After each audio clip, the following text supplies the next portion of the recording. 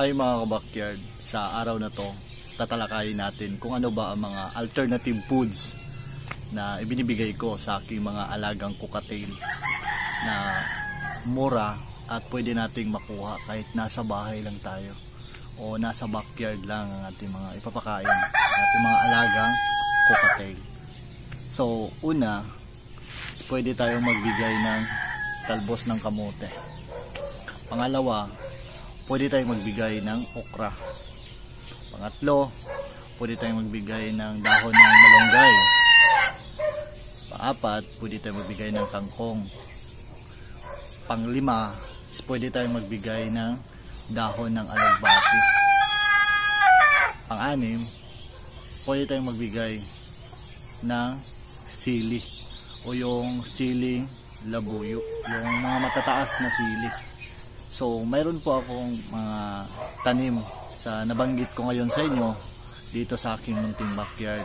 At pagkatapos natin ito, samahan nyo ako dahil mangunguha tayo ng mga ipapakain ko sa aking mga alagang cockatiel. At pagdating naman sa prutas mga kabakyard, pwede kayong magbigay ng apple sa inyong mga alagang cockatiel. Pero tanggalin nyo lang ang buto dahil toxic po yon sa ating mga alagang ibon. And then pwede kayong magbigay ng saging, pwede kayong magbigay ng watermelon sa kanila. So ngayon mga kabakyard, samahan nyo ako dahil mangunguha ako ng gulay na pwede kong maibigay sa aking mga alagang cockatiel para mayroon silang makain, para mayroon naman tayong alternative foods na pwedeng mabigay sa aking mga alagang ibon na inalagaan dito sa aking bahay para hindi na sila kumain ng maraming seeds dahil binibigyan natin sila ng mga gulay na pwede nilang makain sa kanilang kulungan. So let's go mga kabakyard, start na tayo. So ito nga pala yung okra na sinasabi ko sa inyo mga kabakyard, kaso lang maliit pa ang kanyang bunga. So hindi muna tayo mamimigay ng okra ngayon sa aking mga alagang ibon dahil maliliit pa ito. Yan. So hindi pa siya pwedeng pitasin para ipakain sa kanila. So pumunta muna tayo dito sa labas mga kabakyard dahil saktong sakto palagi nang umuulan sa aking area at saka mataba na yung mga kangkong dito. Yan. So kangkong muna ang unahin kong pitasin. So ganito ka lawak ang aking pinagkukunan ng kangkong mga kabakyard. So hindi na ako bumibili sa tindahan dahil nga marami namang kangkong dito sa aking bahay. Kaya good na po ito for feeding sa aking mga alagang ibon. Tsaka maganda din ang ganitong klase ng kangkong dahil hindi sila masyadong malaki. So medyo maliit po sila na gustong gusto ng aking mga alagang cockatiel.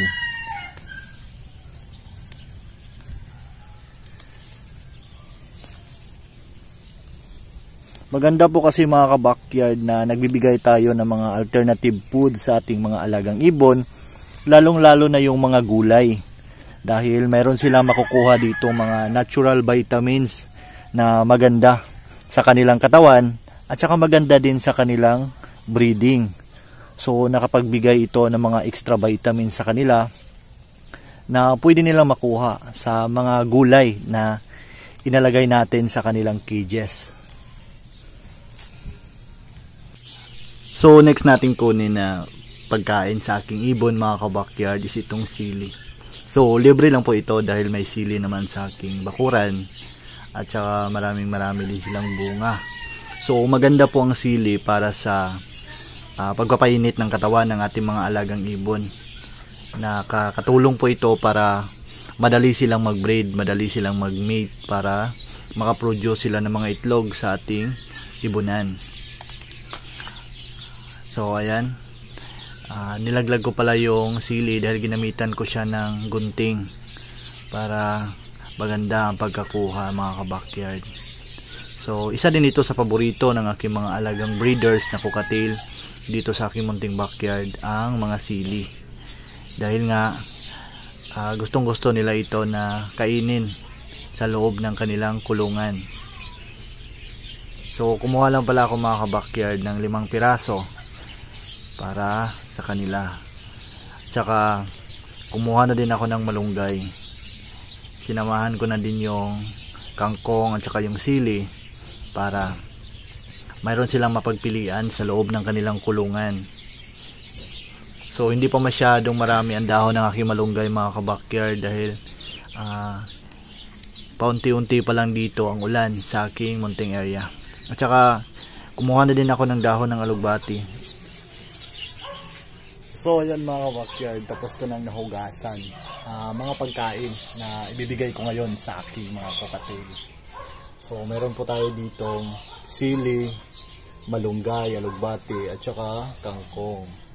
So ito lang po yung nakuha ko sa aking munting area dahil maliliit pa yung mga dahon ng aking kamote at saka maliit pa din ang bunga ng okra. Kaya maganda na to para sa pagkain ng ating mga ibon ngayon. So saktong-sakto, umagang-umaga is maganda to sa kanila para mayroon silang makain ng mga gulay na gawin nilang alternative food sa kanilang umaga. So let's go mga kabakyard. Samahan nyo ako, magpapakain na tayo at i-check natin yung mga kukatil ko na may mga painakay, kung gaano na sila kalaki at ano bang kulay na taglay nila. So bago tayo mamigay ng gulay sa aking mga alagang kukatil, so gusto ko munang i-share sa inyo mga kabakyard ang gamit kong vitamins sa aking mga alagang ibon. So essential vitamins po ang ginagamit ko sa kanila. So maganda po ang vitamins na to dahil mayroon itong multivitamins plus amino acid plus electrolytes. So disclaimer lang mga kabakyard, hindi po ako sponsor ng itong klaseng vitamins. So gusto ko lang i-share sa inyo kung ano yung gamit ko sa aking mga alagang cockatiel. So bago nga pala kayo maglagay ng vitamin sa patubigan ng inyong mga alagang ibon, so dapat malinis ang tubig, malinis ang patubigan na paglagyan ninyo. At saka pag medyo naging yelo na po yung tubig, so it means okay na po yun. At saka ihalo nyo din ng maayos para maganda ang pagkainom ng inyong alagang ibon. So ganyan lang po ang procedure mga kabakyard sa pagbibigay ng ganitong klaseng vitamins sa ating mga alagang ibon. At saka ang pag-apply ko po nito sa kanila is 3 times a week po akong nagbibigay. Then after 6 hours is pinapalitan ko na po ito ng plain water na walang halong mga vitamins dahil nga madali po itong mapanis. So kailangan talaga nating palitan ng malinis na tubig para makaiwas ang ating mga alagang ibon sa sakit. Maganda kasi mga kabakyard na lagi tayong handa para maiwasan natin ang pagkasakit ng ating minamahal na ibon. So ngayon mga kabakyard, silipin natin ang nest box dahil malaki na ang inakay sa parisan na to. So ayan, malapit na po silang bumaba sa nest box mga kabakyard. Actually ang isa dyan, yung gray, is naka-reserve na po yan kang Sir Panghilinan. So shout out sa iyo Sir Panghilinan. Ito na po ang update sa pina-reserve mong handfeed cockatiel na gray. So ayan po siya sa loob. So malapit na po makumplito ang kanyang balahibo. So pina-reserve po ito ni Sir pangregalo daw sa kanyang anak. So good na po ito na gawing gift sa kanyang anak. So balak po niya na kukunin niya ito sa June 15. So tamang-tama, malaki na yon at saka nakababa na po yon sa nest box. So ngayon nag-start na ako mamigay sa kanila ng mga alternative na gulay na pwedeng kainin ng aking mga alagang cockatiel. So ayan, gustong-gusto po ng Lutino hen ko ang malunggay.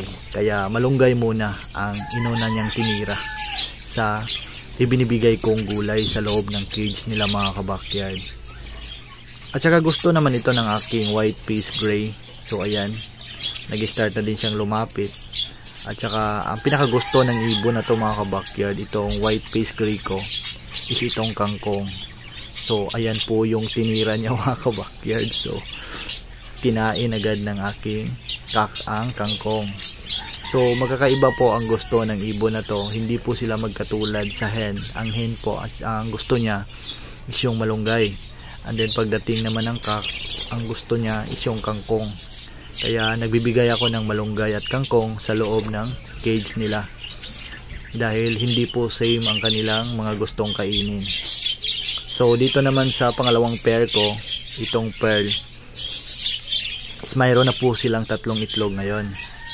At saka ang nasa labas po is ito po yung hen. Ang ugali kasi ng cockatiel, pag once may itlog na sila na nililimliman, kapag umaga, ang nasa loob po ng nest box is yung male. Kapag gabi naman, ang nasa loob po ng nest box is yung female. So ito po yung na-observe ko dito sa aking ibunan pag once naglilimlim na po ang pairing ko ng cockatiel. So palitan po sila sa paglimlim. Yan po ang ginagawa ng mga cockatiel ko dito sa aking munting backyard. So open natin ngayon mga ka-backyard ang nest box nila para makita natin kung ilan na ba ang itlog na na-produce ng aking parisa na to.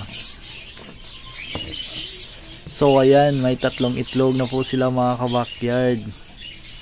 So I hope na fertile po ang 3 yan para may additional tayo na painakay sa aking munting ibunan. So dito na magtatapos ang video ko mga backyard. Maraming salamat sa panonood. Don't forget to like, share, and subscribe para lagi kayong updated sa mga lalabas kong videos patungkol sa aking mga alaga dito sa bahay.